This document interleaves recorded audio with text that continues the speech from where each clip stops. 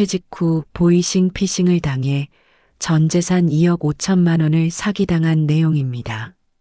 김정호 62세. 그는 은퇴 후 작은 시골 마을에서 조용히 살아가고 있었다. 평생을 공무원으로 일하며 모아온 전 재산은 그리 많지 않았지만 적어도 노후를 편히 보낼 수 있을 정도는 되었다. 무엇보다 그는 나는 세상 물정에 어둡지 않다라는 자부심이 있었다.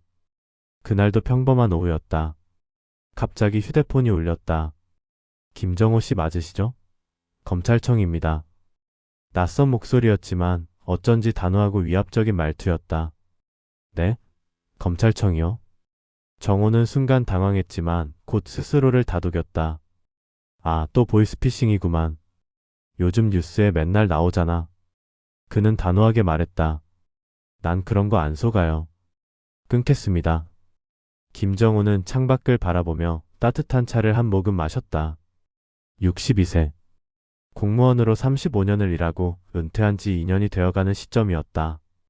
도시의 번잡함을 뒤로하고 경기도 외곽의 작은 마을로 이사온 것도 벌써 1년이 넘었다. 아내는 3년 전 암투병 끝에 세상을 떠났고 외아들은 서울에서 직장 생활을 하며 바쁘게 살고 있었다. 정호의 하루는 단조로웠지만 평화로웠다. 새벽 5시에 일어나 동네 뒷산을 한 바퀴 돌고 아침을 먹은 뒤 텃밭을 가꾸거나 마을회관에서 이웃들과 장기를 두는 것이 일과의 전부였다. 평생 성실하게 일해 모은 돈은 많지 않았지만 아파트를 팔아 마련한 2억 5천만 원과 매달 나오는 연금으로 노후를 보내기엔 충분했다. 그날도 여느 때와 다르지 않은 화요일 오후였다. 점심을 먹고 거실 소파에 앉아 신문을 읽고 있던 정호의 휴대전화가 울렸다. 화면에는 2로 시작하는 서울 번호가 떠 있었다. 여보세요? 김정호 씨 맞으십니까? 전화기 너머로 들려온 목소리는 차분하면서도 권위적이었다. 30대 후반쯤으로 들리는 남자의 목소리였다. 네, 맞습니다만. 누구시죠? 서울중앙지방검찰청 금융범죄수사부 박진우 검사입니다. 정호는 순간 미간을 찌푸렸다. 검찰청? 평생 법과 무관하게 살아온 그에게 검찰이라는 단어는 낯설기만 했다. 검찰청이요? 무슨 일로? 김정호 씨, 지금 매우 중요한 사안이 발생했습니다. 김정호 씨 명의로 개설된 은행 계좌가 국제금융범죄에 연루되어 있다는 첩보를 입수했습니다. 정호는 코웃음을 쳤다. 최근 뉴스에서 자주 보던 보이스피싱이 떠올랐다. 아, 보이스피싱이구만. 요즘 이런 전화 많다던데. 나 같은 늙은이를 속이려고. 그러나 상대방은 전혀 당황하는 기색이 없었다. 오히려 더욱 침착한 목소리로 말을 이어갔다. 김정호 씨, 이건 보이스피싱이 아닙니다. 제가 지금 말씀드리는 내용을 잘 들어주십시오. 김정호 씨 주민등록번호가 51만 315로 시작하고 현재 주소지가 경기도 양평군 서정면 맞습니까? 정호는 움찔했다. 자신의 개인정보를 정확히 알고 있었다. 그건 맞는데. 김정호 씨가 작년 8월 15일에 KB국민은행 양평지점에서 개설한 계좌번호 끝자리가 3847 맞습니까? 정호의 가슴이 쿵 내려앉았다. 정확했다. 작년에 정기예금 만기가 되어 새로 만든 계좌였다. 어떻게 그걸? 김정호 씨, 저희가 이렇게 상세한 정보를 알고 있는 것은 이미 수사가 상당 부분 진행되었기 때문입니다. 해당 계좌가 중국과 필리핀을 오가는 불법 자금 세탁에 이용되었다는 정황이 포착되었습니다. 정호의 목소리가 떨리기 시작했다. 그게 무슨 소리요? 나는 그런 일에 관여한 적이 없소. 평생 공무원으로 살았던 사람이요. 알고 있습니다, 김정호 씨. 저희도 김정호 씨가 직접적으로 관여했다고는 생각하지 않습니다. 다만 누군가가 김정호 씨의 개인정보를 도용해서 범죄에 이용한 것으로 보입니다. 박진우라고 자신을 소개한 남자는 잠시 숨을 고른 뒤 말을 이어갔다. 문제는 현재 김정호 씨 명의의 계좌로 3억 7천만 원이라는 거액이 입금되었다가 해외로 송금된 기록이 있다는 겁니다. 이 돈이 마약 거래 대금일 가능성이 높습니다. 마약이요. 정호는 거의 비명에 가까운 소리를 질렀다. 평생 담배 한 대 피우지 않고 살아온 그에게 마약이라는 단어는 너무나 충격적이었다. 김정호 씨, 진정하십시오. 제가 말씀드렸듯이 김정호 씨가 직접 관여하지 않았다는 것은 알고 있습니다. 하지만 법적으로는 계좌 명의자에게도 책임을 물을 수 있습니다. 특히 이렇게 거액이 오간 경우에는 더욱 그렇습니다. 정호는 이마에 식은땀이 흐르는 것을 느꼈다. 갑자기 몇 년 전 일이 떠올랐다. 아들이 사업 자금이 급하다며 통장을 하나 만들어 달라고 부탁했던 일이 있었다. 신용 등급 문제로 본인 명의로는 어렵다고 했었다. 그때는 별 생각 없이 만들어줬는데 혹시 제 아들이 제 명의로 통장을 쓴 적이 있는데 그게 문제가 된 건 아닐까요? 그럴 가능성도 있습니다. 김정호 씨 아드님 성함이 김민수 맞습니까? 1988년생? 또 맞았다. 정호는 점점 더 불안해졌다. 네, 맞습니다. 김민수 씨도 현재 참고인 신분으로 조사 대상에 올라 있습니다. 만약 김민수 씨가 이 사건에 연루되어 있다면 부자가 공범으로 기소될 가능성도 있습니다. 아니, 그럴 리가. 우리 아들은 평범한 회사원이요. 절대 그런 일에 연루될 아이가 아니요. 정호의 목소리에는 절박함이 묻어났다. 박진우 검사는 잠시 침묵하다가 말했다. 김정호 씨, 제가 도와드리고 싶습니다. 사실 이 전화는 공식적인 수사 개시 전에 드리는 겁니다. 아직 정식으로 입건되지 않았기 때문에 해결할 방법이 있습니다. 정말이요? 어떻게 하면 되는 거요? 정호는 마치 물에 빠진 사람이 지푸라기라도 잡는 심정이었다. 먼저 김정호 씨가 이 범죄와 무관하다는 것을 증명해야 합니다. 그러기 위해서는 김정호 씨의 현재 자산 상태를 확인해야 합니다. 범죄 자금이 김정호 씨 계좌에 남아있는지 확인하는 절차입니다. 그럼 어떻게? 김정호 씨가 현재 보유하고 있는 모든 자산을 금융감독원이 지정한 안전계좌로 일시적으로 이체해야 합니다. 24시간 동안 자금 추적을 한 뒤 문제가 없다는 것이 확인되면 즉시 반환해 드립니다. 정호는 망설였다. 전 재산을 모르는 계좌로 보낸다는 것이 상식적으로 이해가 되지 않았다. 그게 꼭 필요한 절차요? 네, 이것은 법적 절차입니다. 만약 협조하지 않으시면 내일 아침 체포영장이 발부되어 연행될 수도 있습니다. 김정호 씨 시간이 많지 않습니다. 오늘 오후 5시까지 처리하지 않으면 정식 수사가 개시됩니다. 정호는 시계를 봤다. 3시 20분. 시간이 얼마 남지 않았다. 잠깐, 이게 보이스피싱 아니요? 요즘 이런 수법으로. 박진우 검사의 목소리가 약간 날카로워졌다. 김정호 씨, 제가 보이스피싱이라면 왜 김정호 씨의 모든 개인정보를 알고 있겠습니까? 그리고 검찰청 대표번호로 다시 전화하셔서 확인해 보십시오. 0234801100입니다. 정호는 떨리는 손으로 인터넷을 검색했다. 정말로 서울중앙지검 대표번호가 맞았다. 그래도 김정호 씨 의심하시는 것은 당연합니다. 하지만 지금은 시간이 없습니다. 제가 신분증과 검사 임명장을 카카오톡으로 보내드리겠습니다. 확인해 보십시오. 잠시 후 정호의 카카오톡에 메시지가 왔다. 검찰청 로고가 선명한 신분증과 임명장 사진이었다. 박진우라는 이름과 함께 검사라는 직함이 선명하게 적혀 있었다. 정호는 점점 더 혼란스러워졌다. 머리로는 의심이 들었지만 상대방이 제시하는 증거들이 너무나 구체적이었다. 그럼 정말로 우리 아들도 위험한 거요? 그럴 가능성이 높습니다. 하지만 지금 협조해 주시면 아드님도 보호할 수 있습니다. 김정호 씨가 범죄와 무관하다는 것이 증명되면 아드님도 자연스럽게 혐의에서 벗어날 수 있습니다. 정호는 깊은 한숨을 쉬었다. 평생 모은 전 재산을 남에게 맡긴다는 것이 얼마나 위험한 일인지 알고 있었다. 하지만 아들이 연루될 수도 있다는 생각에 가슴이 무너져 내렸다. 정말 돌려받을 수 있는 거요? 당연합니다. 이것은 국가기관이 진행하는 법적 절차입니다. 제가 검사 신분을 걸고 약속드립니다. 24시간 후에는 한 푼도 빠짐없이 돌려받으실 수 있습니다. 박진우 검사는 더욱 부드러운 목소리로 말을 이어갔다. 김정호 씨, 저도 아버님 연세의 부모님이 계십니다. 이런 일에 연루되는 것이 얼마나 충격적인지 잘 알고 있습니다. 제가 최선을 다해 도와드리겠습니다. 정호는 눈물이 날 것 같았다.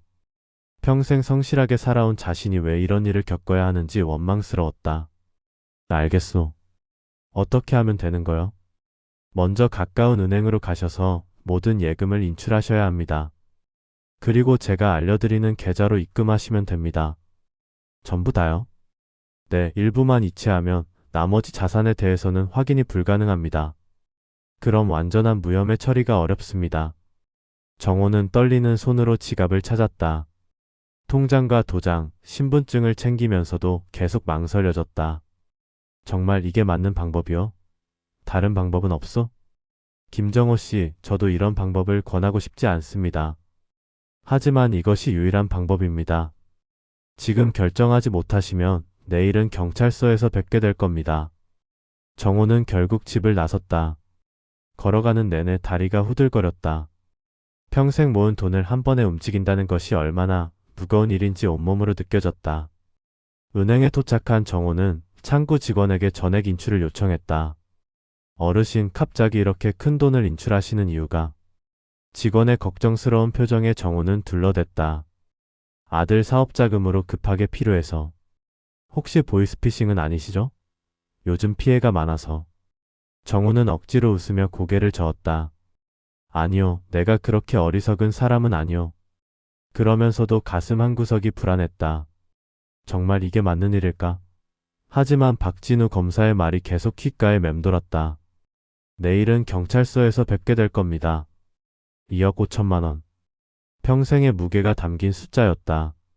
공무원으로 35년 동안 한 푼 한 푼 모은 돈, 아내가 암투병을 하면서도 아꼈으며 지킨 돈, 아파트를 팔아 마련한 노후 자금의 전부였다.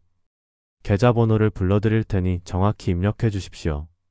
전화기 너머로 박진우 검사의 목소리가 들려왔다. 정호는 떨리는 손으로 숫자를 하나하나 입력했다. 정말 이게 맞는 걸까? 혹시 내가 지금 돌이킬 수 없는 실수를 하는 건 아닐까? 그러나 이미 화살은 시위를 떠났다. 이체 버튼을 누르는 순간 정호는 알 수 없는 공허함을 느꼈다. 마치 영혼의 일부가 빠져나간 것 같은 느낌이었다. 확인했습니다, 김정호 씨. 이제 24시간만 기다려 주십시오. 내일 이 시간에 정확히 연락드리겠습니다. 전화가 끊어진 후 정호는 은행 로비에 멍하니 앉아 있었다. 창밖으로 보이는 풍경이 낯설게 느껴졌다. 평생 알뜰하게 살며 지켜온 것들이 한순간에 사라진 것 같은 기분이었다. 집으로 돌아오는 길 정호는 계속해서 자신을 달랬다. 검찰이 거짓말을 할 리 없어. 내일이면 다시 돌려받을 거야. 그래, 잠깐 맡겨두는 것뿐이야. 그러나 가슴 한구석에 자리 잡은 불안감은 쉽게 사라지지 않았다. 그날 밤 정호는 한숨도 자지 못했다. 천장을 바라보며 박진우 검사와의 통화 내용을 수없이 되짚어보았다. 혹시 내가 놓친 게 있을까? 정말 검찰이 맞을까? 새벽녘에야 겨우 잠이 들었지만 불안한 꿈에 시달렸다. 꿈속에서 누군가 자신을 비웃는 소리가 들리는 것 같았다. 다음날 아침 정호는 떨리는 마음으로 휴대전화를 들여다보았다. 박진우 검사가 약속한 시간이 다가오고 있었다. 그러나 약속한 시간이 되어도 전화는 오지 않았다. 10분이 지나고 30분이 지나도 소식이 없었다. 정호는 직접 전화를 걸어보려 했지만 없는 번호입니다 라는 기계음만 들려왔다. 그제야 정호는 무언가 크게 잘못되었음을 깨달았다. 떨리는 손으로 가까운 은행으로 달려갔다. 어제 이체한 돈 확인 좀 해주시오. 직원이 컴퓨터를 확인하더니 걱정스러운 표정을 지었다. 어르신, 어제 이체하신 계좌는 이미 해지된 계좌네요. 혹시? 정호는 그 자리에서 무너져 내렸다. 보이스피싱. 그 한마디가 입술에서 새어나왔을 때 정호는 자신의 인생이 완전히 무너져 내리는 소리를 들었다. 평생 나는 절대 속지 않을 사람이라고 자부했던 자신이 결국 가장 어리석은 실수를 저지르고 만 것이다. 전화기 너머로 들려오는 목소리는 예상과 달리 차분하고 전문적이었다. 김정호는 손에 든 수화기를 꽉 쥐며 상대방의 말에 귀를 기울였다. 보이스피싱이라고 생각했던 것이 점점 현실적으로 느껴지기 시작했다. 김정호 씨, 저희가 확인한 바로는 귀하의 명의로 개설된 계좌 3개가 불법 자금 세탁에 이용되고 있습니다. 현재 수사기관에서는 이 사건을 중대하게 보고 있어 즉시 조치를 취해야 합니다. 정호의 가슴이 쿵쾅거리기 시작했다. 몇 년 전 아들 민수가 사업을 시작한다며 보증을 서달라고 했을 때, 그리고 통장을 하나 더 만들어 달라고 부탁했을 때의 기억이 떠올랐다. 혹시 그때 만든 통장이 문제가 된 것은 아닐까? 그런데 제가 언제 그런 통장을 만들었다는 겁니까? 2021년 3월 15일 시중은행 강남 지점에서 개설하신 통장입니다. 기억나지 않으십니까? 정호는 숨이 막혔다. 날짜까지 정확히 알고 있다는 것이 더욱 그를 당황스럽게 만들었다. 실제로 그 무렵 아들을 위해 통장을 만들어준 적이 있었기 때문이다. 아, 그때 아들 때문에? 네, 맞습니다. 현재 그 계좌를 통해 약 15억 원의 불법 자금이 유통되고 있습니다. 김정호 씨께서 직접적으로 관여하지 않으셨다 하더라도 명의를 빌려주신 것만으로도 공범으로 처벌받을 수 있습니다. 전화기 너머의 목소리는 여전히 차분했지만 그 속에 담긴 경고의 무게는 정호의 어깨를 짓눌렀다. 그는 소파에 털썩 주저앉았다. 평생을 성실하게 살아온 자신이 범죄자로 몰릴 수 있다는 생각에 머리가 어지러워졌다. 그럼 저는 어떻게 해야 합니까? 다행히 아직 늦지 않았습니다. 지금 즉시 협조해 주시면 김정호 씨의 결백을 증명할 수 있습니다. 하지만 시간이 많지 않습니다. 오늘 오후 6시까지 조치를 취하지 않으면 내일 아침 영장이 발부될 예정입니다. 정호는 시계를 보았다. 오후 3시였다. 3시간. 그에게 남은 시간은 고작 3시간이었다. 어떻게 하면 됩니까? 김정호 씨가 소유하고 계신 모든 계좌의 자금을 임시로 저희가 지정하는 안전계좌로 이체해 주셔야 합니다. 이는 귀하의 자산이 범죄와 무관하다는 것을 증명하는 절차입니다. 수사가 끝나면 즉시 원래 계좌로 돌려드립니다. 안전계좌요? 네, 검찰청에서 이런 사건을 위해 특별히 관리하는 계좌입니다. 절대 안전하며 수사가 완료되는 대로 원금과 이자를 모두 돌려드립니다. 보통 3-4일 정도 소요됩니다. 정호는 머뭇거렸다.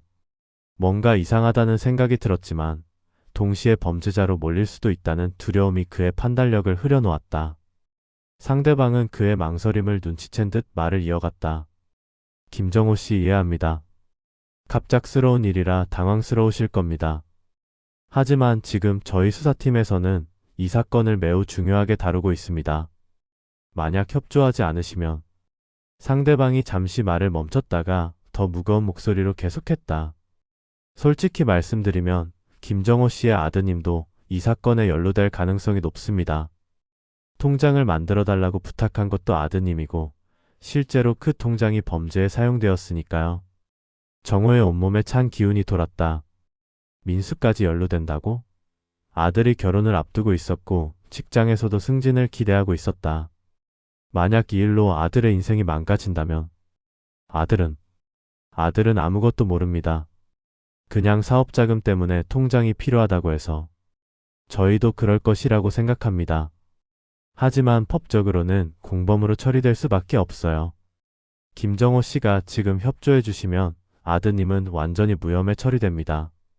정호는 창밖을 내다보았다. 평화로운 시골 마을의 오후 풍경이 그대로 펼쳐져 있었지만 그의 세상은 이미 뒤흔들리고 있었다. 손이 떨려서 수화기를 제대로 잡고 있기도 힘들었다.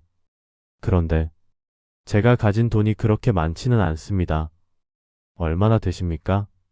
아파트 팔아서 모아둔 돈이 2억 5천만 원 정도. 충분합니다. 금액이 중요한 게 아니라 협조 의지를 보여주시는 것이 중요합니다. 김정호 씨께서 이 정도로 성실하게 협조해 주시면 수사관들도 귀하의 진정성을 인정할 것입니다. 상대방의 목소리에는 격려의 온기가 담겨 있었다. 정호는 잠시나마 안도감을 느꼈다. 하지만 곧 다른 걱정이 머리를 들었다. 그런데 정말로 돌려받을 수 있는 겁니까? 그 돈은 제가 평생 모은. 김정호 씨, 저희가 검찰청입니다. 국민의 재산을 함부로 할 수 있다고 생각하십니까? 게다가 이건 수사를 위한 임시 조치일 뿐입니다. 법적으로도 완전히 보장되어 있습니다. 전화기 너머의 목소리는 확신에 차 있었다. 정호는 그 확신이 자신에게도 전달되는 것을 느꼈다. 제가 어떻게 하면 됩니까? 지금부터 제가 안내해드리는 대로 하시면 됩니다. 먼저 은행에 가셔서 전 재산을 현금으로 인출해주세요. 현금으로요? 네, 안전계좌로의 이체는 특수한 절차를 거쳐야 합니다. ATM이나 인터넷 뱅킹으로는 불가능하고 반드시 현금으로 입금해야 합니다. 이는 자금 추적을 위한 검찰청의 특별 규정입니다. 정호는 고개를 끄덕였다. 검찰청의 특별 규정이라니 일반인인 자신이 알 리 없는 것들이었다. 그럼 지금 바로 은행에 가야겠군요. 네, 그런데 한 가지 더 말씀드릴 것이 있습니다. 이 수사는 극비사항입니다. 만약 다른 사람에게 이 사실을 알리시면 수사에 차질이 생길 수 있습니다.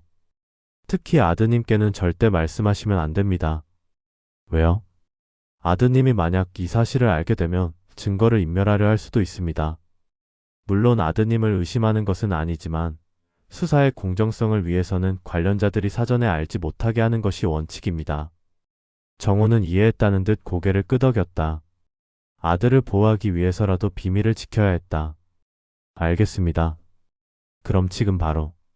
네, 지금 바로 은행에 가셔서 현금을 인출하시고 인출이 끝나면 다시 연락 주세요. 그럼 안전계좌 입금 방법을 안내해 드리겠습니다.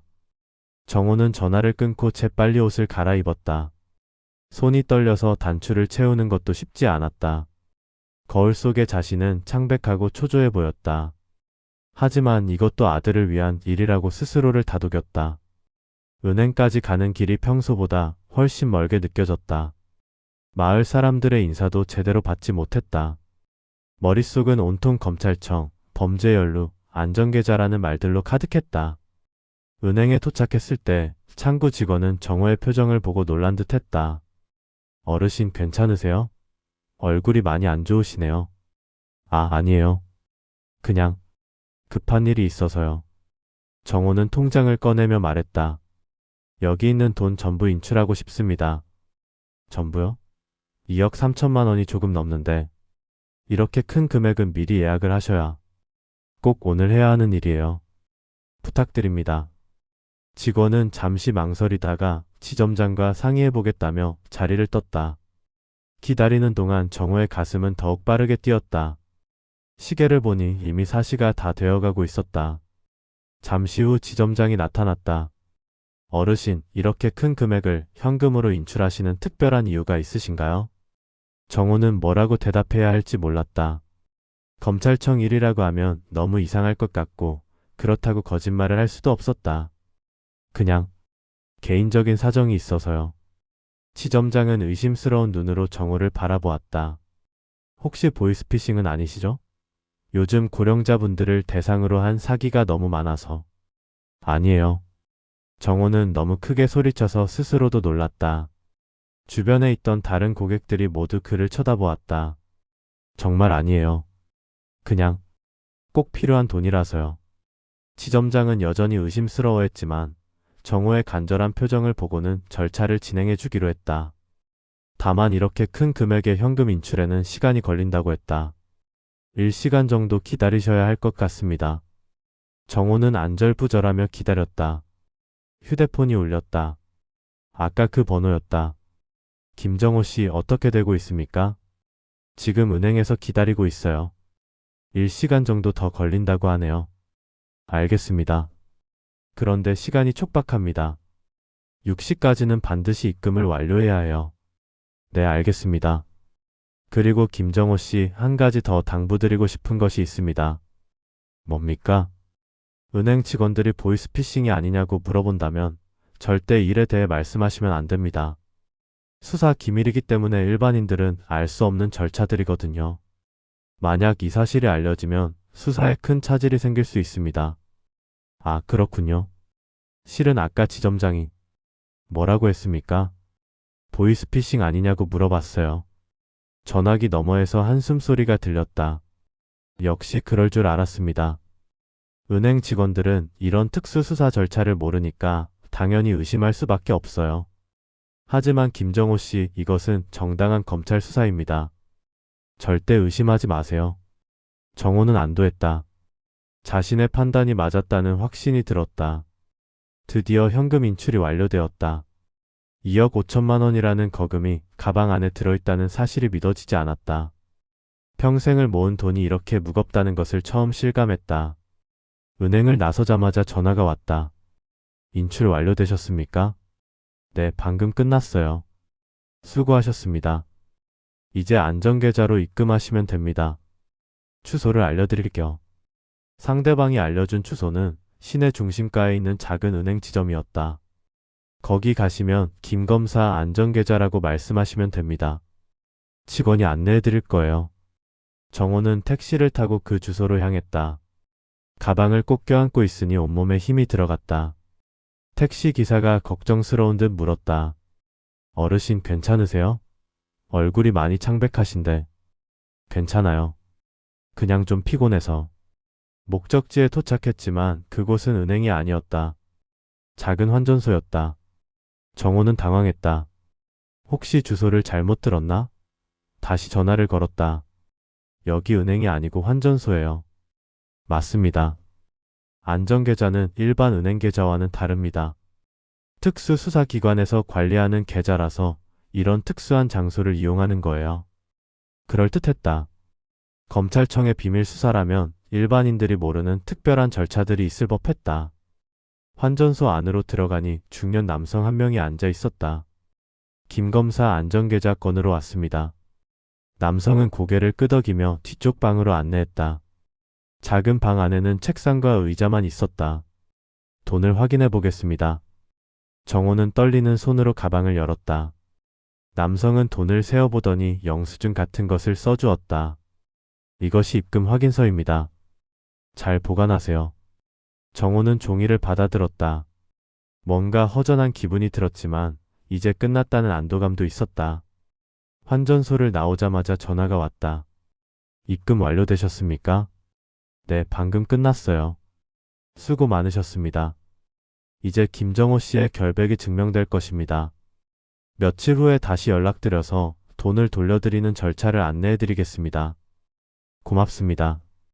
정말 고마워요. 정호는 진심으로 감사했다.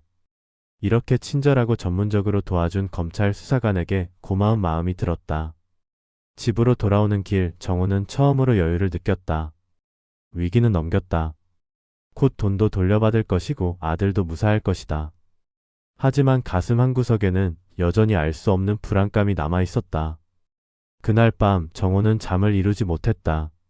뭔가 놓친 것이 있는 것 같은 느낌이 계속 들었다. 하지만 이미 늦었다.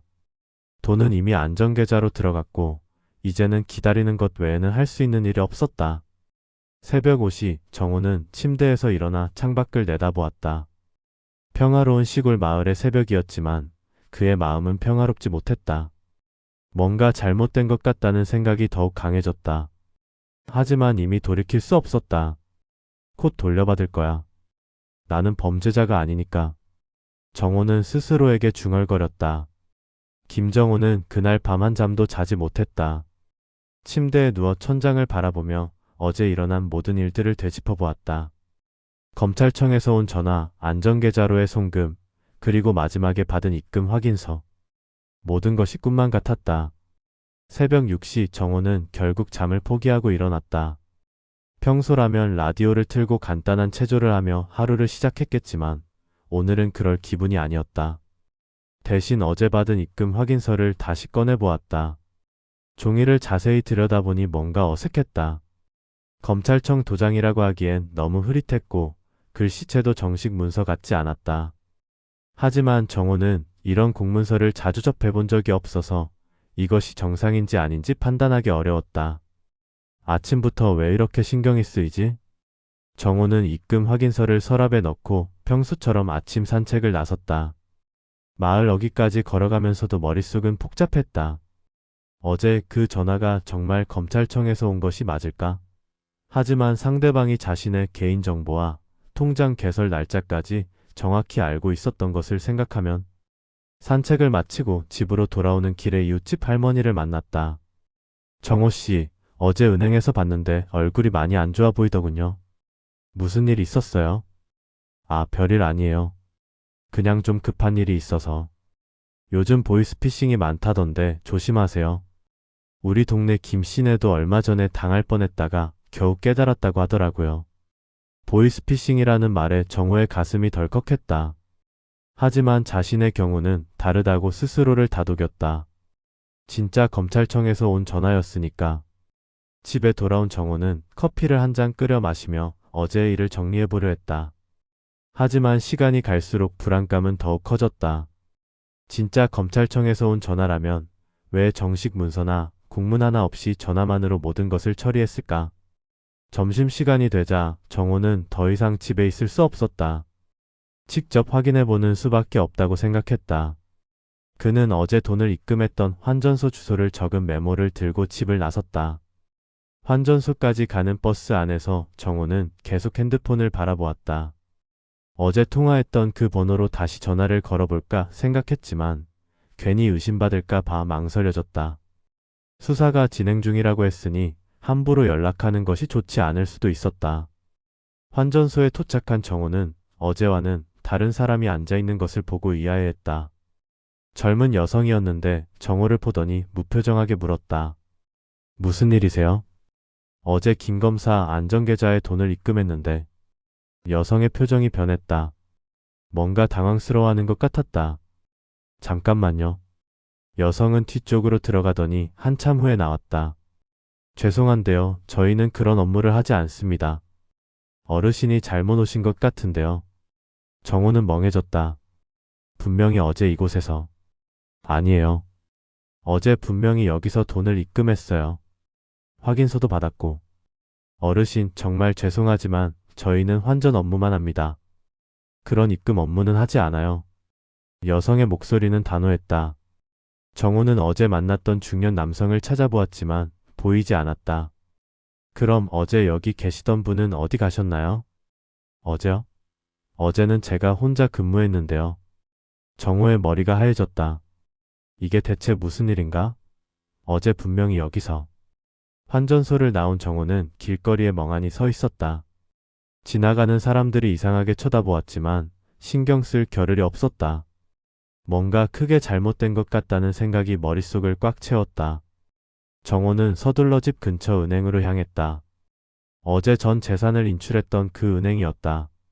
오전에 인출했던 정호를 기억하고 있던 창구 직원이 반갑게 인사했다.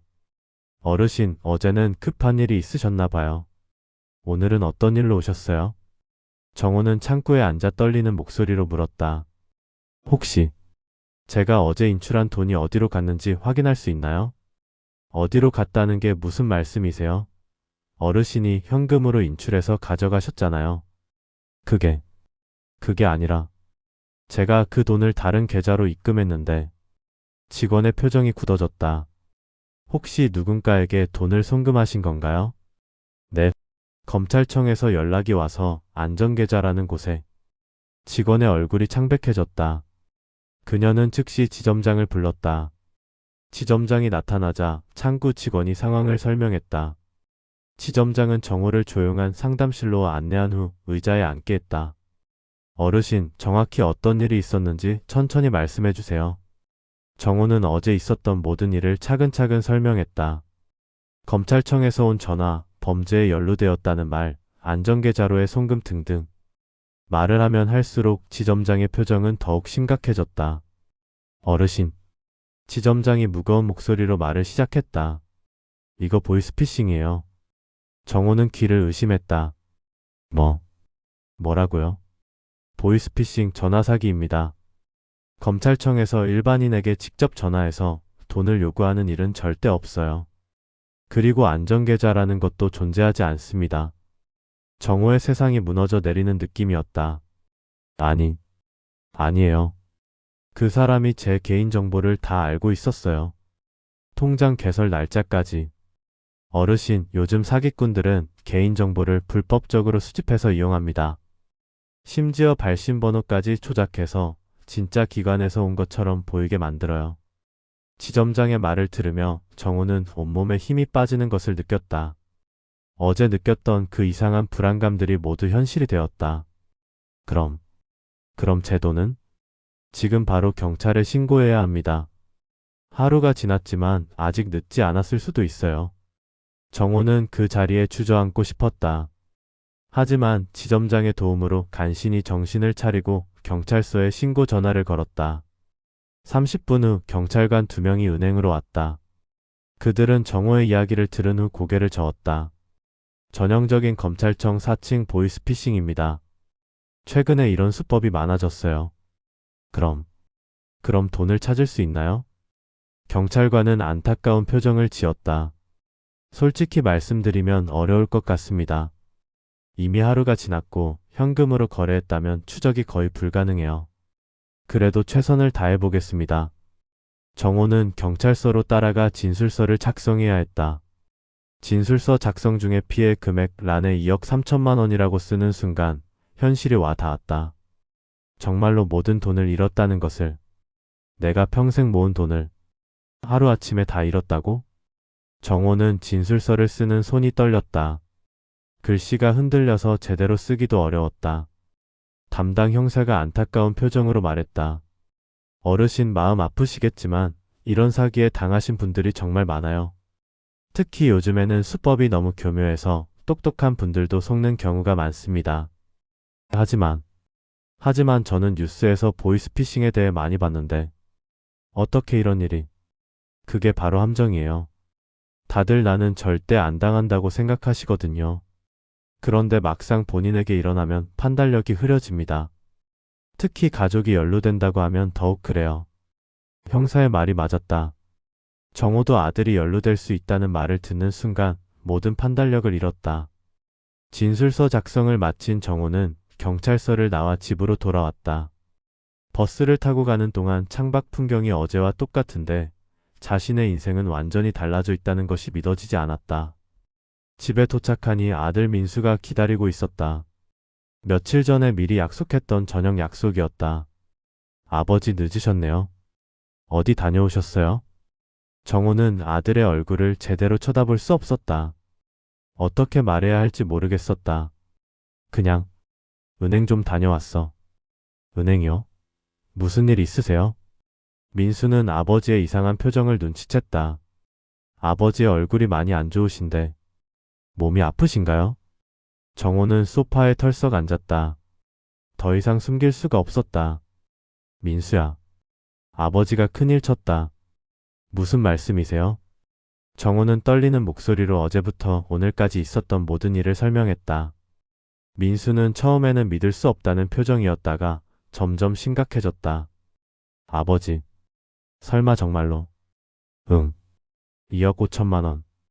우리가 가진 돈 전부 다. 민수는 한동안 말을 잇지 못했다. 그는 소파에 주저앉아 머리를 감싸 쥐었다. 아버지, 어떻게 이런 일이? 미안하다, 민수야. 내 결혼 자금도 엄마 병원비로 모아둔 돈도 다 날려버렸어.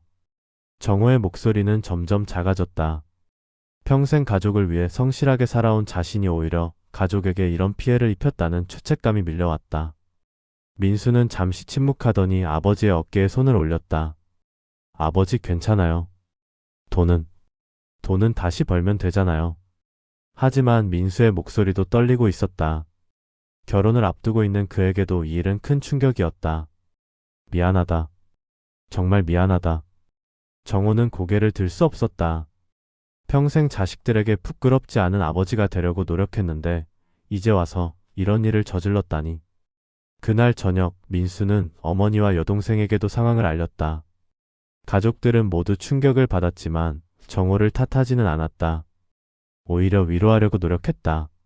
하지만 정호는 더욱 괴로워했다. 가족들이 화를 내거나 원망한다면 오히려 마음이 편했을 텐데 이렇게 이해해주고 위로해주니 죄책감이 더욱 커졌다. 내가 이런 바보였나? 정호는 밤새 잠들지 못하며 자책했다. 평생을 살면서 나는 세상 물정에 어둡지 않다고 자부했던 자신이 가장 허망한 사기에 걸려든 것이다. 다음날 아침 정호는 일찍 일어나 마을을 산책했다. 평소와 똑같은 평화로운 아침이었지만 그의 마음은 평화롭지 못했다. 산책 중에 동네 사람들과 마주칠 때마다 그들이 혹시 자신의 일을 알고 있는 것은 아닐까 하는 생각이 들었다. 물론 아직은 아무도 모르는 일이지만 곧 소문이 날 것 같았다. 작은 시골 마을에서는 이런 일이 비밀로 남아있기 어렵다. 집으로 돌아온 정호는 책상 서랍에서 통장들을 꺼내보았다. 어제까지만 해도 2억 3천만 원이 들어있던 통장이 이제는 몇만 원밖에 남지 않았다. 다른 통장들도 마찬가지였다. 정말 이게 현실인가? 정호는 아직도 믿어지지 않았다. 어제 아침만 해도 경제적으로 안정된 노후를 보낼 수 있다고 생각했는데 이제는 당장 생활비를 어떻게 마련해야 할지 걱정해야 하는 처지가 되었다. 점심시간이 되자 경찰서에서 전화가 왔다. 어르신, 수사 진행 상황을 알려드리려고 연락했습니다. 정호는 혹시나 하는 마음으로 물었다. 혹시 범인을 잡았나요? 죄송합니다. 아직 구체적인 진전은 없습니다.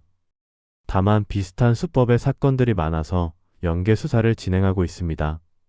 그럼 돈을 찾을 가능성은? 형사는 잠시 침묵하더니 조심스럽게 대답했다. 솔직히 말씀드리면 매우 어려울 것 같습니다. 이미 며칠이 지났고 현금으로 거래된 돈은 추적이 거의 불가능합니다.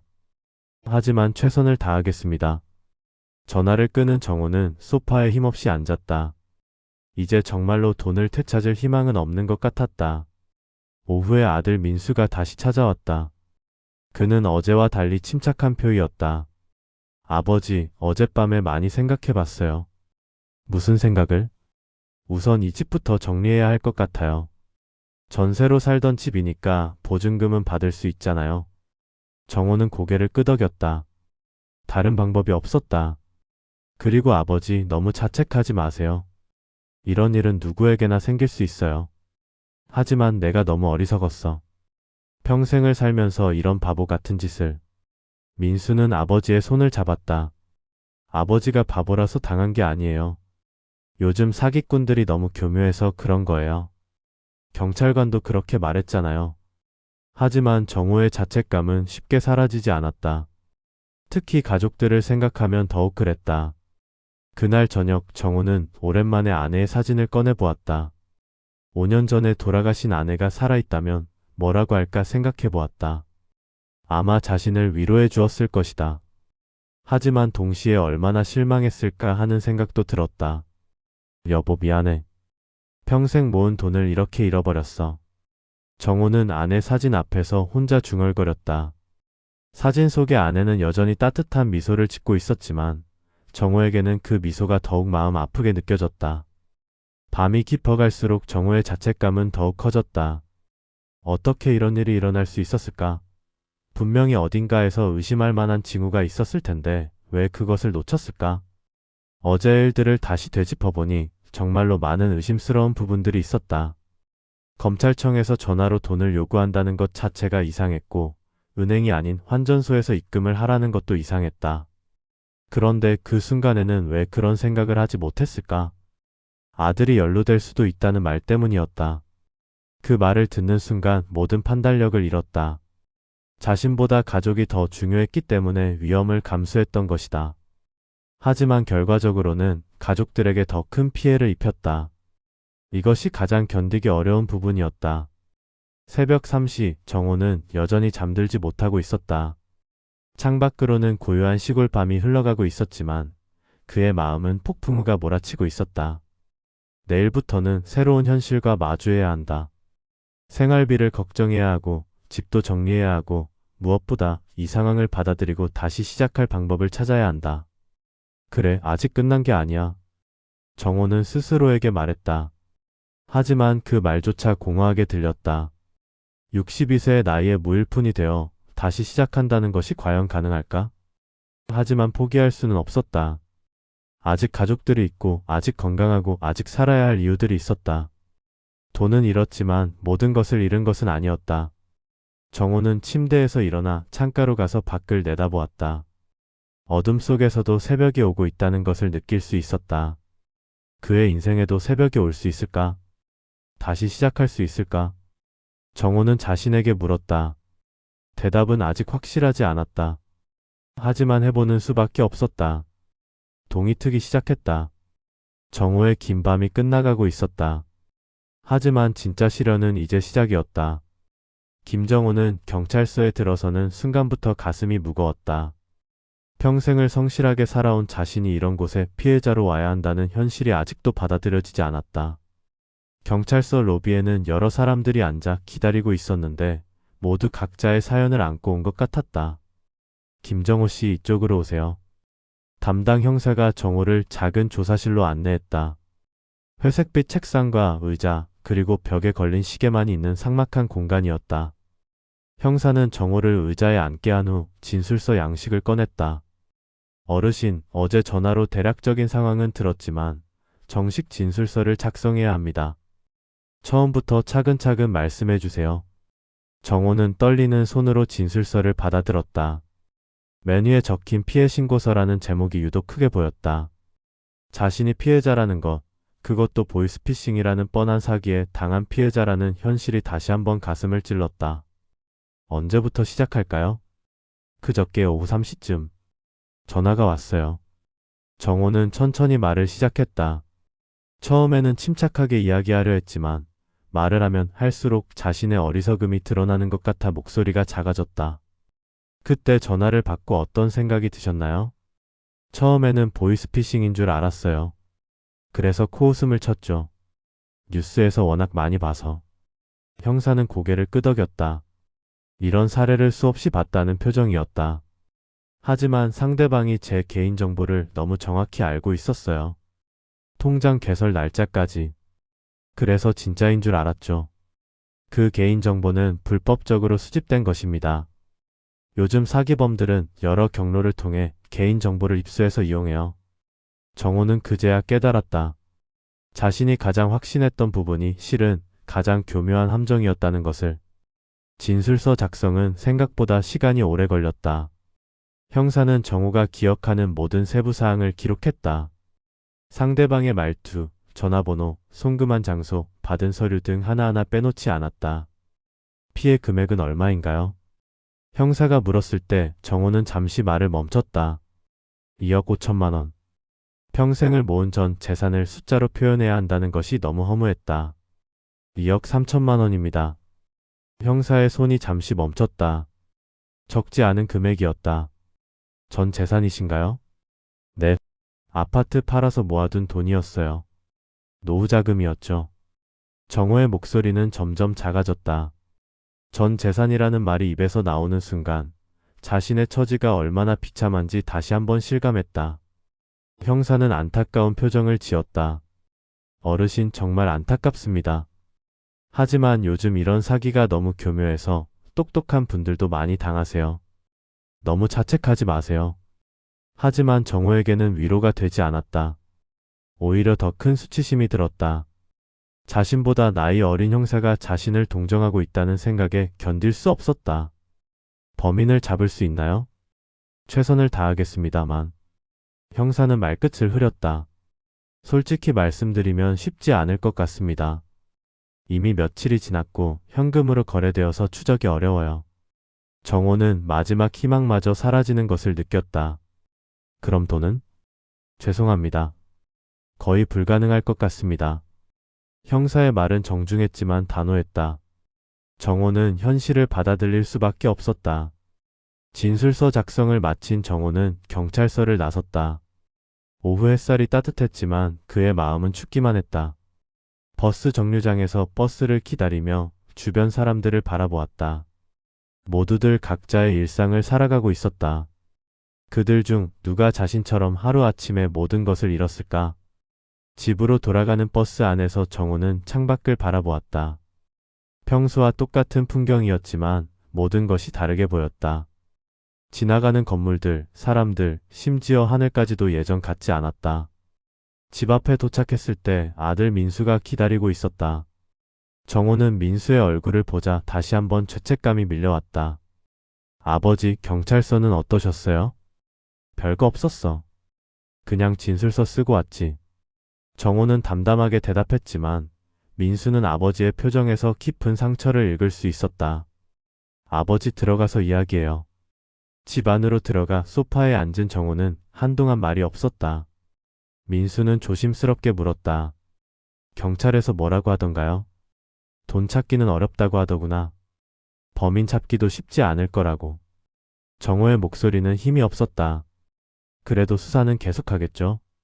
하긴 할 텐데. 별로 기대하지 말라고 하더라. 민수는 아버지의 어깨에 손을 올렸다. 아버지, 너무 낙심하지 마세요. 우리가 힘을 합치면 극복할 수 있어요. 하지만 정호는 고개를 저었다. 민수야, 내 결혼 준비는 어떻게 하니? 결혼 자금도 없고. 아버지, 그런 건 걱정하지 마세요.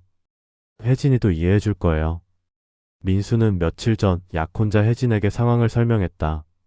다행히 혜진은 이해해 주었지만 결혼 일정을 연기해야 할 상황이 되었다. 미안하다. 정말 미안해. 정호는 고개를 들지 못했다. 평생 자식들에게 부끄럽지 않은 아버지가 되려고 노력했는데 이제 와서 이런 짓을 했다니. 아버지가 미안해할 일이 아니에요. 사기꾼들이 나쁜 거지. 민수는 아버지를 위로하려 했지만 정호의 자책감은 쉽게 가라앉지 않았다. 그날 저녁 딸 은주도 급하게 집으로 왔다. 민수로부터 소식을 들었던 것이다. 아빠, 괜찮으세요? 은주는 아버지를 보자마자 눈물이 났다. 평생 가족의 든든한 버팀목이었던 아버지가 이렇게 초라해 보인 적이 없었다. 은주야, 미안하다.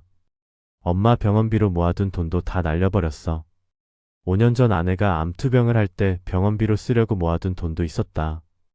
다행히 아내는 그 돈을 쓰지 않고 세상을 떠났지만 정호는 그 돈만큼은 아내를 위해 따로 보관하고 있었다. 아빠, 그런 말씀 마세요. 엄마도 그렇게 생각하지 않으실 거예요. 은주는 아버지의 손을 잡았다. 우리 다 같이 힘내요. 돈은 다시 벌면 되잖아요. 하지만 정호에게는 그 말이 공허하게 들렸다. 62세의 나이에 무엇을 어떻게 벌란 말인가? 저녁 식사 시간이 되었지만 정호는 식욕이 없었다. 평소라면 자식들과 함께하는 식사가 즐거웠을 텐데 이제는 자식들 앞에 앉아있는 것조차 부담스러웠다. 아빠, 조금이라도 드세요. 은주가 밥을 떠주며 말했지만 정호는 몇 숟가락 뜨다가 수저를 내려놓았다. 입맛이 없구나. 미안하다. 아빠, 몸이라도 건강하셔야 해요. 제대로 드세요. 하지만 정호는 더 이상 먹을 수 없었다. 음식이 목으로 넘어가지 않았다. 식사 후 민수와 은주는 앞으로의 계획에 대해 이야기했다. 일단 이 집부터 정리해야 할 것 같아. 민수가 말했다. 전세 보증금이 얼마나 돼? 5천만 원 정도. 그걸로 당분간은 생활할 수 있을 거야. 은주가 계산해보며 말했다. 작은 원룸 하나 구해서 이사하시고 나머지 돈으로 생활비를 쓰시면. 자식들이 자신의 앞날을 걱정해주는 모습을 보며 정호는 더욱 초라해졌다. 원래라면 자신이 자식들의 미래를 계획해 주어야 할 텐데 이제는 반대가 되었다. 너희들 걱정은 하지 마라. 아빠가 알아서 할게. 정호는 억지로 씩씩한 척했지만 목소리에는 힘이 없었다. 그날 밤 자식들이 돌아간 후 정호는 혼자 남았다. 평소라면 TV를 보거나 책을 읽으며 여유로운 시간을 보냈을 텐데 이제는 무엇을 해도 집중이 되지 않았다. 정호는 서재로 가서 예전 사진첩을 꺼냈다. 아내와의 결혼사진부터 아이들이 어렸을 때 사진까지 차례로 넘겨보았다. 행복했던 시절의 기억들이 더욱 현재의 처지를 비참하게 만들었다. 특히 공무원으로 근무하던 시절 사진들을 보니 더욱 착잡했다. 동료들과 함께 찍은 사진, 승진할 때마다 찍은 기념사진들. 그때의 자신은 얼마나 당당했던가. 나는 성실하고 신중한 사람이라고 생각했는데 정호는 혼자 중얼거렸다. 평생 한 번도 큰 실수를 한 적이 없었다. 공무원 시절에도 항상 규정을 철저히 지켰고 은퇴 후에도 조심스럽게 살았다. 그런 자신이 이렇게 허망한 사기에 걸려들다니. 내가 이런 바보였나? 자존심이 산산조각 났다. 62년 동안 쌓아온 자신에 대한 신뢰가 하루아침에 무너져 내렸다. 다음날 아침 정호는 평소보다 일찍 일어났다. 잠을 제대로 자지 못했기 때문이다. 거울을 보니 얼굴이 많이 야위어 보였다. 하룻밤 사이에 늙은 것 같았다. 아침 식사를 간단히 하고 산책을 나갔다. 평소 같으면 마을 사람들과 인사를 나누며 즐겁게 걸었을 텐데 이제는 사람들을 마주치는 것이 부담스러웠다. 마을 입구 정자에서 동네 할아버지들이 모여 앉아 이야기를 나누고 있었다. 평소라면 그들과 함께 앉아 세상 이야기를 했을 텐데 오늘은 그럴 기분이 아니었다. 하지만 할아버지 중 한 분이 정호를 불렀다. 정호 씨, 여기 와서 앉아요. 정호는 어쩔 수 없이 다가갔다. 요즘 어떻게 지내요? 며칠 전부터 얼굴을 못 봤네. 그냥 별일 없이 지내고 있어요. 정호는 짧게 대답했다. 더 이상 말하고 싶지 않았다. 아들 결혼 준비는 잘 되어가고?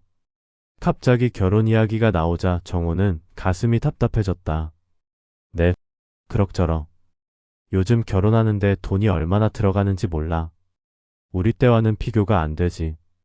할아버지들의 이야기는 계속 결혼 비용으로 이어졌다. 정호는 그 이야기를 들으며 더욱 괴로워졌다. 자신 때문에 아들의 결혼이 연기되었다는 생각에 견딜 수 없었다. 저는 집에 가봐야겠어요. 정호는 서둘러 자리를 떠났다. 할아버지들은 의아한 표정으로 그를 바라보았다. 집으로 돌아온 정호는 다시 한번 현실과 마주해야 했다. 전세 계약서를 꺼내보니 만료일이 6개월 후였다. 그 전에 이사를 가야 했다. 인터넷으로 원룸 매물을 찾아보았다. 5천만 원으로는 서울 근교의 작은 원룸 하나가 고작이었다. 지금 살고 있는 넓은 집과는 비교할 수 없었다. 이게 내 현실이구나. 정호는 컴퓨터 화면을 보며 한숨을 쉬었다. 점심시간이 되자 민수가 전화를 걸어왔다. 아버지, 점심 드셨어요? 응, 먹었어. 사실 정호는 아침부터 아무것도 먹지 못했다. 하지만 자식 걱정을 끼치고 싶지 않았다.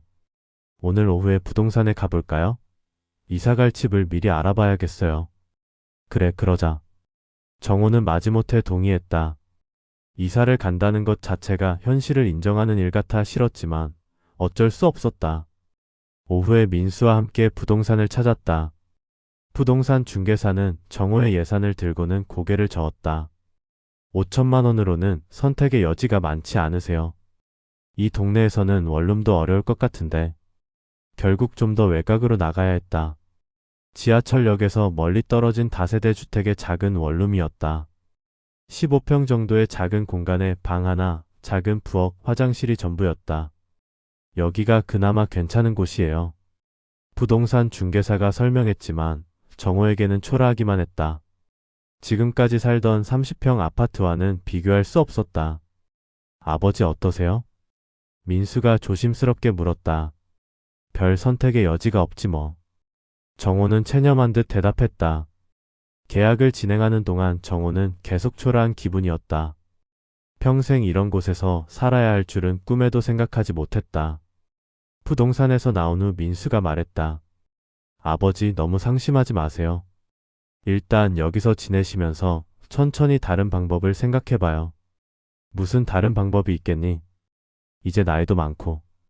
정호는 자조적으로 웃었다. 아직 건강하시잖아요. 뭔가 할 수 있는 일이 있을 거예요. 하지만 정호는 믿어지지 않았다. 62세에 무슨 일을 할 수 있단 말인가? 그날 저녁 은주도 함께 저녁을 먹었다. 식탁에서 이사 이야기가 나왔다. 아빠, 짐은 많이 줄여야 할 것 같아요. 원룸이 너무 좁아서. 그래, 대부분 버리거나 팔아야겠지. 정호는 무덤덤하게 대답했다.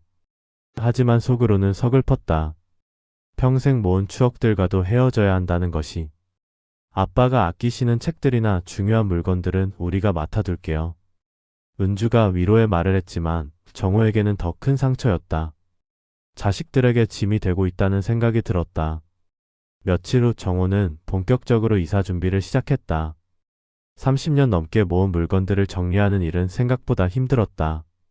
하나하나가 모두 추억이었다. 특히 아내의 물건들을 정리할 때는 더욱 힘들었다. 아내가 아끼던 그릇들, 옷가지들, 장신구들. 모든 것이 아내를 그리워하게 만들었다. 여보, 미안해. 이런 꼴이 되어서. 정호는 아내의 사진 앞에서 혼자 중얼거렸다. 중고물품 업체에서 가구들을 가져갔다. 생각보다 받은 돈은 얼마 되지 않았다. 평생 아끼며 쓴 가구들이 몇십만 원에 불과했다. 이사 당일 자식들이 도와주러 왔다. 작은 트럭 한 대면 충분할 정도로 짐이 줄어들었다. 새 집에 도착했을 때 정호는 현실이 실감났다. 정말로 이곳에서 살아야 하는구나. 아버지, 그래도 깨끗하고 괜찮네요. 민수가 밝게 말했지만 정호는 대답할 기분이 아니었다. 짐을 정리하고 자식들이 돌아간 후 정호는 혼자 남았다. 작은 원룸에 덩그러니 앉아있으니 더욱 쓸쓸했다. 이제 정말로 새로 시작해야 하는구나. 정호는 창밖을 바라보며 혼자 중얼거렸다. 하지만 새 출발에 대한 기대감보다는 두려움이 더 컸다. 그날 밤 정호는 새 집에서 첫 밤을 보냈다. 낯선 곳에서 혼자 있으니 더욱 외로웠다. 이제 정말로 밑바닥에서 다시 시작해야 한다는 현실을 받아들여야 했다.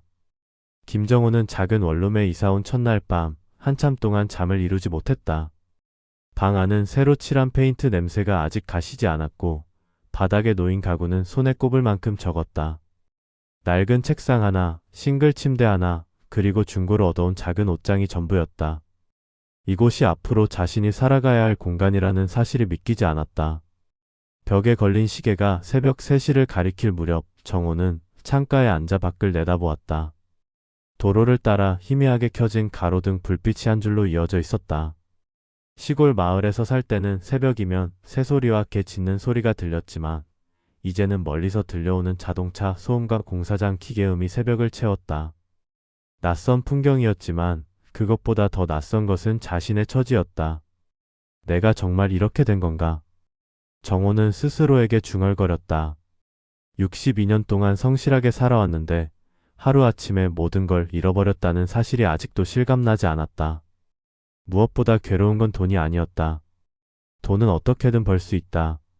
하지만 평생 믿어왔던 나는 세상 물정에 어둡지 않다라는 자존심이 처참하게 무너졌다는 것이 그를 짓눌렀다. 이삿짐을 정리하고 며칠이 흘렀다. 정호의 하루는 단조로웠다. 아침에 일어나 근처 공원을 돌고 간단히 끼니를 때운 뒤 집 안에 틀어박혀 시간을 보내곤 했다. 책을 읽으려 해도 글자가 눈에 들어오지 않았고 TV를 켜도 뉴스 속 보이스피싱 피해 소식만 나오면 가슴이 철렁 내려앉았다. 아들 민수와 딸 은주는 자주 전화를 걸어왔지만 정호는 일부러 짧게 대답했다. 밥 먹었냐고? 응, 먹었다. 몸은 괜찮으시냐고? 괜찮다. 사실 괜찮지 않았지만 아이들에게 걱정을 끼치고 싶지 않았다. 아이들 앞에서조차 자신이 무너진 모습을 보이고 싶지 않은 마지막 남은 자존심 때문이었다. 그러던 어느 날 근처 복지관에서 우연히 붙은 전단지를 보게 되었다. 보이스피싱 예방 강연 실제 피해자 사례 공유. 일시 이번 토요일 오후 2시. 장소 구민복지관 강당. 정호는 그 종이를 한참 바라보다가 깊은 한숨을 내쉬었다. 피해자 사례 공유라는 문구가 눈에 들어왔다. 순간 마음속에서 작은 불씨가 피어올랐다. 나 같은 놈이 나가서 무슨 말을 할 수 있겠어. 스스로를 비웃듯 말했지만 동시에 생각이 꼬리를 물었다. 그래도 내가 겪은 일을 말하면 누군가는 같은 피해를 막을 수도 있지 않을까?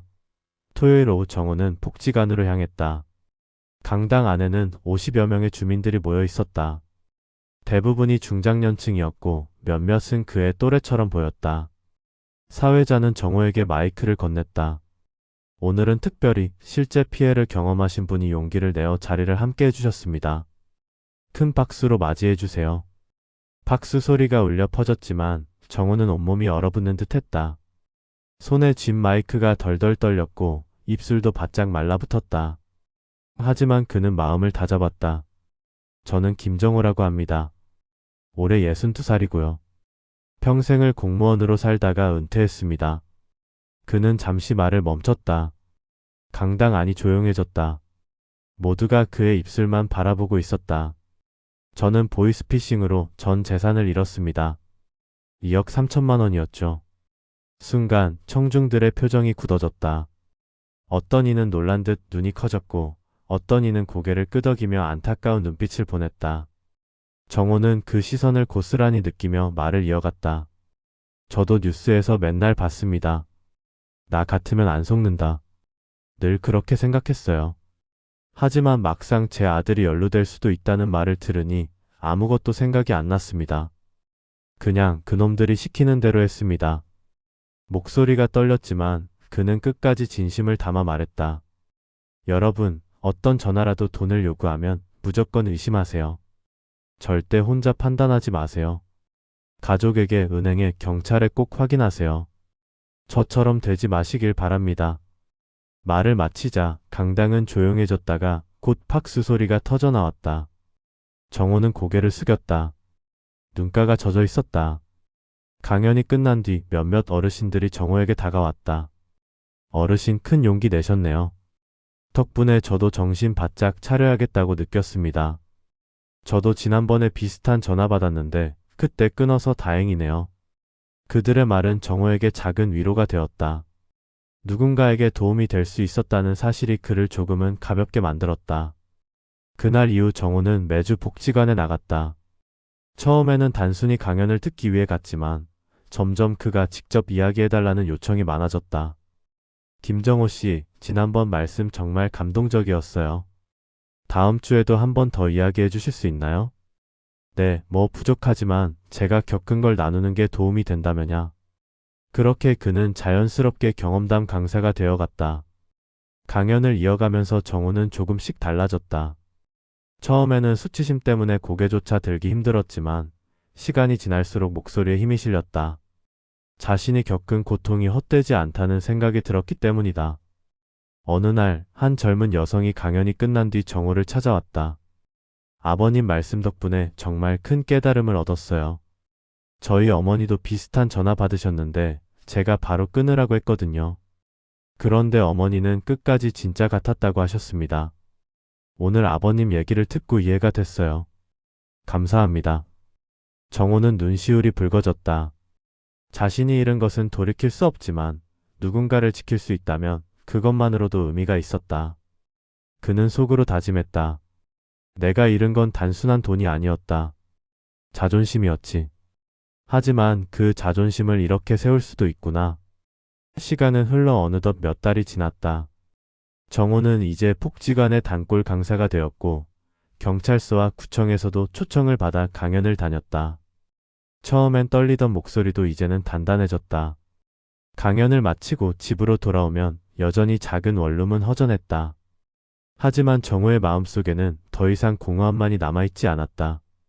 그는 창가에 앉아 하늘을 올려다보며 속으로 중얼거렸다. 그래, 아직 늦지 않았다.